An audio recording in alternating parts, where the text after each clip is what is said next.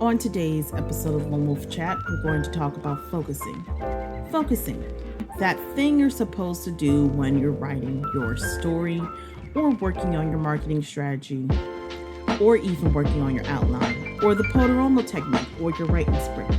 That one thing you're supposed to do when you're writing. Unfortunately, even though we're all home safely in our homes and practicing safe social distancing, that seems something that's very hard to do. Why is that? Well, for people who are parents, I'm sure you have a never-ending supply of just some frustration with the fact that your kid is not in school for 8 hours a day and you're home with them and there's nothing for the child to do. That's just one example. That's not accounting for the man child or the woman child that's in your life, or the child, the adult child, I want to say, just to be socially correct, in your life.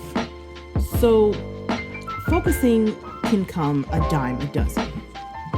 Now, for me personally, I have had focusing problems, but it's not from a lack of trying. For one, I suffer from adult ADD, so it does make it a little harder for me to concentrate. Now, with me, what I do, because I don't take medication, which doesn't mean, okay, I just want to say this before I go any further. Just because you have adult ADD or your child has ADD or ADHD does not mean they need medication. It just means they may need a way to rewire their brain to focus. I'm one of those people who could just rewire to focus. I don't need medication. I prefer not to be medicated and gaining weight and getting terrible breakouts when I'm working. Okay? So with focusing is that thing you need to do to stay on track. It's the one thing you learn during your foundations of foundations of your education. So when you're a child and you go to school, or if you're homeschooled, the first thing you learn in kindergarten is to sit still for X amount of hours a day. Or if you're like I am, you learn to sit still and try to ask 10 million questions, get on the teacher's nerves until your mom tells you to knock it off. Yeah. So what am I saying here? That's more the foundation, which you're supposed to learn as a child, which is to learn how to focus. Focusing during the pandemic is hard for everybody. With all the distractions around you, it's probably hard to get into a writing technique or writing schedule. For me, I know from me personally, it's been a struggle. And it's not because I have children. I have no children. My husband works 8 hours a day, so he leaves the home. I'm here all day long, mostly 7 days a week. I might go out once a week to get the groceries and probably do a little bit of errands I need to run, but that's about it. For the most part, I am inside the house. I don't go many places unless my family, invites me. Like, let's say they invite me to one of the cookouts, which is rare now because of the COVID-19 and we all live in different states. Or let's say there is an event. Like, I like going to book signing events. I like going to book writing events only because I want to get to know people more and try to become more sociable, because that's what we're supposed to do as writers. But back to the focusing technique. Even with me being home all day long, there is a way, I have to find a way to focus.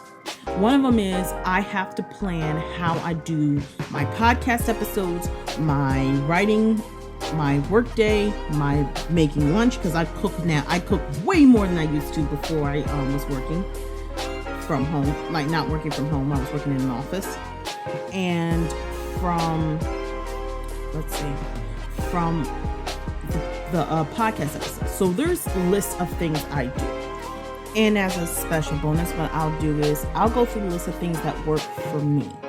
Now, this works personally for me. It may not work for you, but I'm sure you can probably tweak it to where it will work somewhat in your favor. And I'm not the number one writing guru. And the reason for that is, one, I haven't published a book yet, but I do have about 3 first drafts that I have finished because I'm working on a book series. I'm working on a second draft for my NaNoWriMo book. So it's working out better than what it used to. The point of what I'm doing is, even though I have a focusing issue, it is an evolving issue. Like, I'm learning to evolve and adapt to where my life is going. So the first thing I do is, I used to hate this in high school because I thought it was stupid, because I was working on a routine. Now I'm adult, I embrace it more. I have a planner, a yearly planner. And what I do is I map out which drafts I'm going to work on for the year, when I'm going to work on my outlines, and when I'm going to take a break. Now, you might say, hey, wait a minute. Why would you put this in a writing notebook? It works, like I said before, it works for me and it may work for you too. It depends on the person.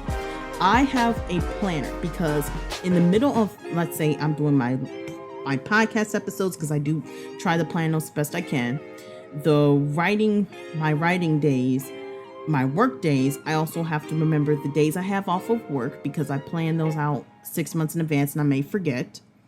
I also plan my doctor's appointments, any hair appointments, any errands I need to run. I know which days I have off for what. My podcast schedules, my live stream, which is only 2 hours on the weekends. I'm not doing this big through the week because it's not possible, because I work night shift, so it's not happening. So the planner for me works. So let's say I could pull out right now, but I'm not. I pull out, let's say for the first 3 months, the first 2 months of the year, I worked specifically on Poseidon Book 1, which I'm now Poseidon Book 3. The third draft is finished. I mean, not the third draft, the third book of the first draft is finished. That has been finished. The draft 1, not the zero draft, the draft 1. So the next step is, right now, I'm working on my NaNoWriMo book, rewriting that. Then hopefully I'll get up to, I'm hoping, I'm not, like, what I do, and I know I'm rambling, is I take the weekly planner, I'm sorry, not the weekly planner, the yearly planner, and I write it in pencil. I haven't wrote in pencil in a very long time, but it's easier to write in pencil because everything I do changes. So if I need to take that off, I can just easily erase and change it to what it needs to be.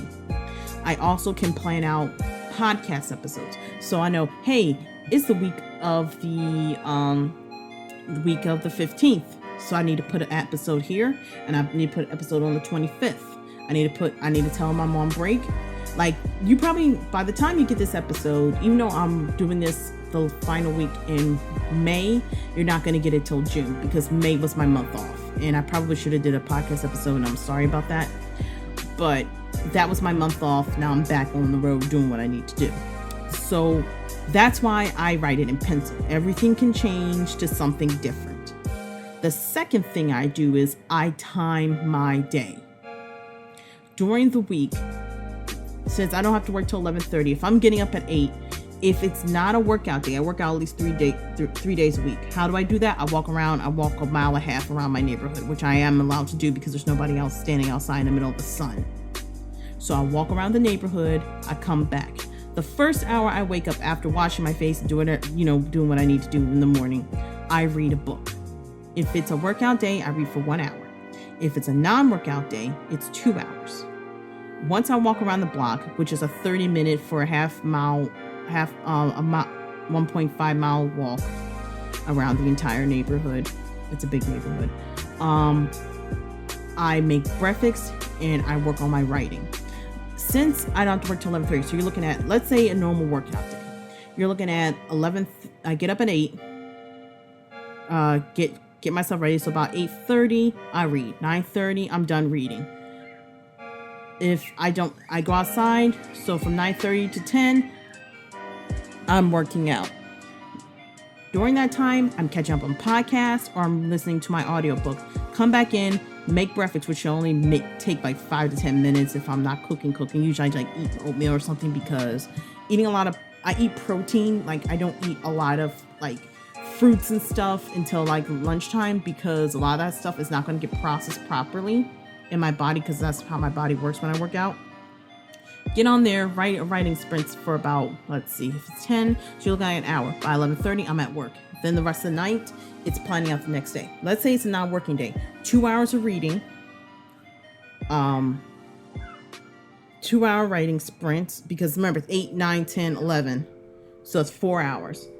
So for that half hour before work, I'm getting myself mentally prepared to work. That's during the week. Now, let's say I have a day off during the week. I plan to work on my podcast episodes. The weekends are specifically for running around, and my live stream is nothing else. Maybe some editing in the middle. This is how I work my focusing. So I know in my brain, because my brain, like I said, with the ADD, I keep myself on a schedule. This way I know how to work. So that's what I do. I get a planner so I know what I'm doing during the week or the weekend. So I know for that month, this is what I'm doing. The second thing I do is I make a dedication that this is what I'm going to do. Nothing else. Now, there are occasions like my mother's birthday, my wedding anniversary, my husband's birthday, my birthday, or, like my brother just graduated from college. There are going to be moments where I cannot focus, and I make a plan to dedicate a different day for that and work around my schedule. For the focusing, if I do nothing else, I am sitting at this computer working on something.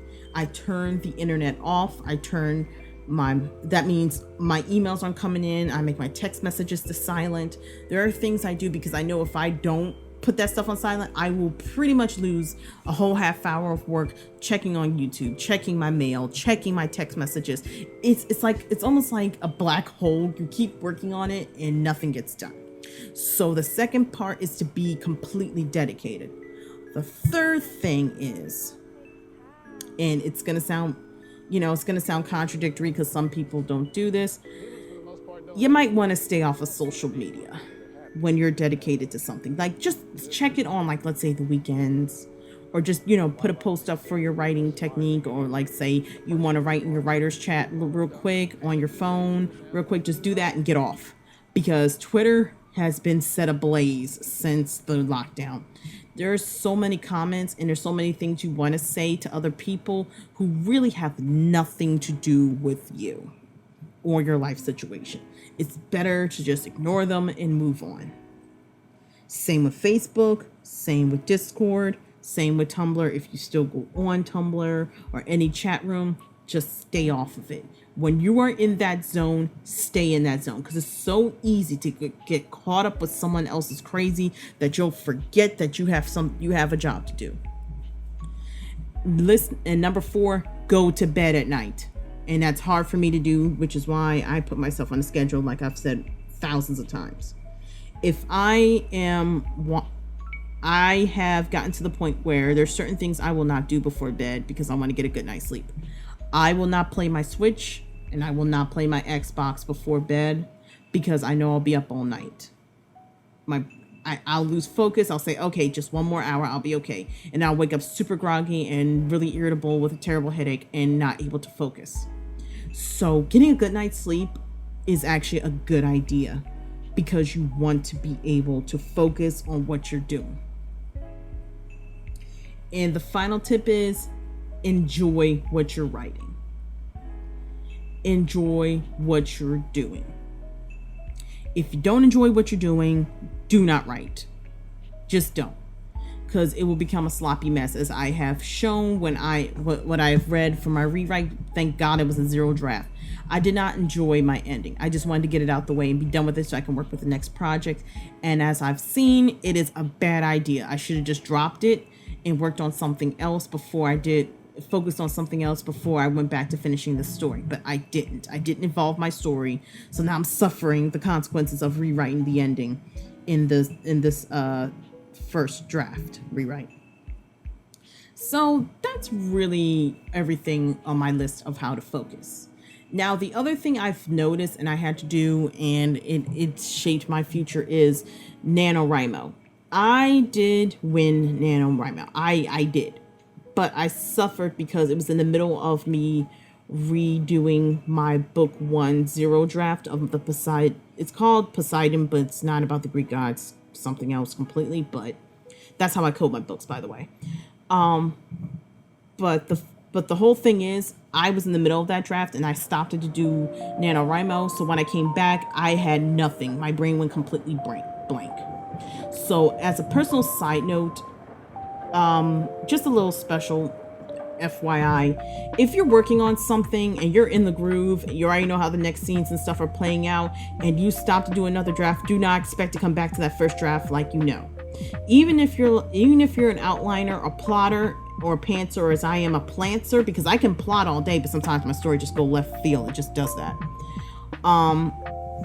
You're gonna mess yourself up. I don't care who it is. You could be the next J.K. Rowling. You will mess yourself up because your brain, most brains focus on one thing and can forget another subject.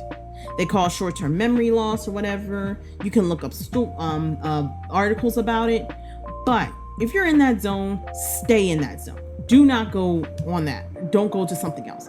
For me personally, I'm planning on doing NaNoWriMo. So I already did. I'm going to do Preptober. I'm going to do a Saturday, September thing. I'm planning on doing finishing my rewrite before NaNoWriMo in Preptober. If it doesn't work out where I don't get to that point, I'm just not participating because that's not how my brain works. I can only focus on one thing at a time. If you're like Noah Roberts and can write 5 or 6 different books, I'm exaggerating. I'm sure he doesn't write 5 or 6 books. But if you can do that, more power to you.